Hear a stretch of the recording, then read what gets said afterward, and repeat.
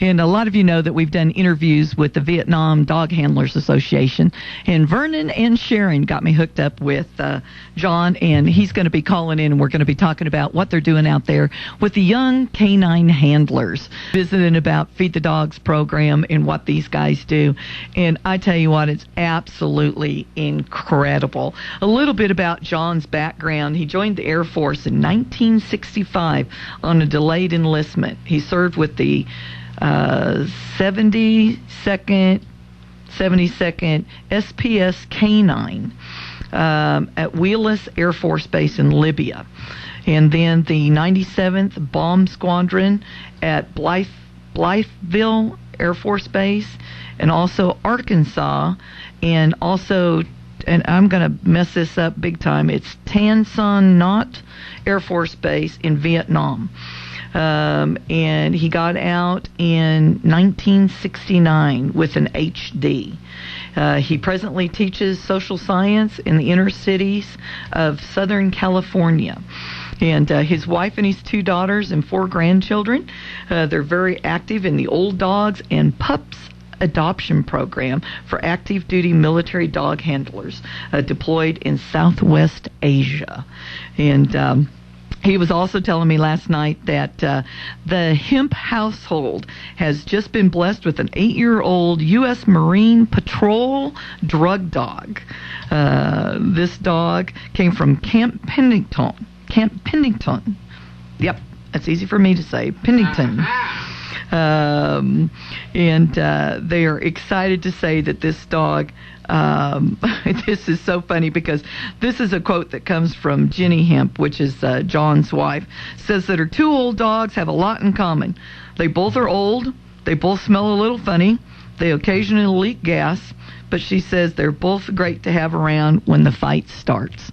And this is a beautiful black and tan German Shepherd. Gorgeous, gorgeous dog. And this is a dog that he's adopted from the military. And I tell you what, we had a wonderful time. And, you know, one of the things that I've learned about being adopted into the Vietnam Dog Handlers Association and some of these military guys is that, you know, I've never met them, the guys that I've just visited with over the phone, but I tell you what, to visit with them, it's like being part of a great big family. They love to visit. They love to tell their stories. They love for other people to know about what's going on with their program. So check it out. That is feedthedogs.com, and that may be John. So, all righty. So I am so excited to have him on the phone. He is on the road, and so what we're going to be doing is to see what kind of phone service we're going to have with him. We have John Hemp on the phone. Hey, John, how are you doing? I'm doing fine, lady. How are you? I am doing fine, and I tell you what a better introduction for Charlie Daniels to bring you on. You are the co-founder of Feed the Dogs. Yes, an outstanding group of old, refined Vietnam veterans. Amen. So tell me what you're doing and where you're headed. Right now we are looking eastbound from Southern California towards Nevada. We're headed for Nellis Air Force Base at Las Vegas. We've got about 45 GI dog handlers, family members, veterinary staff, and probably 1 or 2 command staff members that are going to join us for a steak barbecue. Oh, man. And tell me, how did you guys get this going? I'm the latecomer of the original 3 co-founders. I had been AWOL for about 40 years, Vietnam veteran and a veteran of the Middle East War in '67. And when I was discovered to still be alive by a few of my old friends, it was insisted that I join the group for the 25th recommemoration of the Vietnam Wall in Washington. So I went back for my first unit reunion to D.C. in 2007. And I came home with a real bad itch. Had to find something to do besides just volunteering at the local VA hospital to help the guys feel a little better, and got active in a War Dog Memorial Committee in Southern California at the March Museum. And one of the committee members that I met, that I worked with, a gentleman by the name of Ron Carlton, who has been a real staunch supporter of not just Vietnam veterans, but dog handlers for a lot of years, invited me to join them. He and a parachute packer from Da Nang to go feed the Marine Corps dog handlers at Camp Pendleton. So my first venture into this was the Camp Pendleton feed in March of 2008. But sitting around 35, 40 Marines, watching them chow down on hot dogs and hamburgers and having a good time, I started realizing that there was a lot more dog handlers than just the Marines at Pendleton. So the itch took over.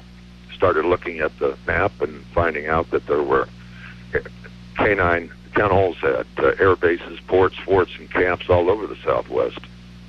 And my foolish friends allowed me to explode the idea of hot dog and hamburger barbecue to a full steak event at any of the camps, forts, and ports, and et cetera, that we could make contact with. And it's become a rather earth-shattering event, I think, in the greater Southwest.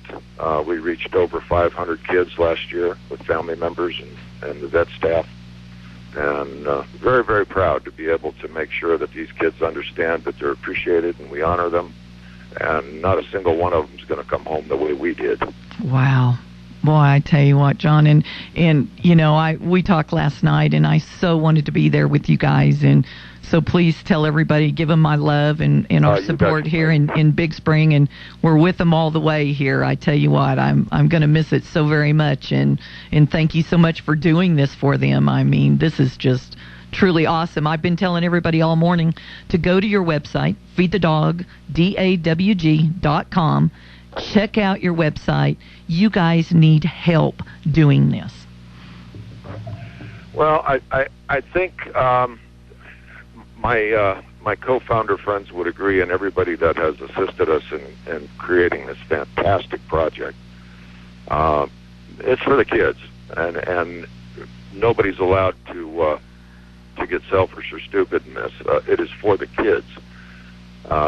There's a special look in the eye of a young GI that's probably on his second or third rotation to Iraq or Afghanistan when they see an old Vietnam combat vet setting a 3-pound porterhouse down in front of them.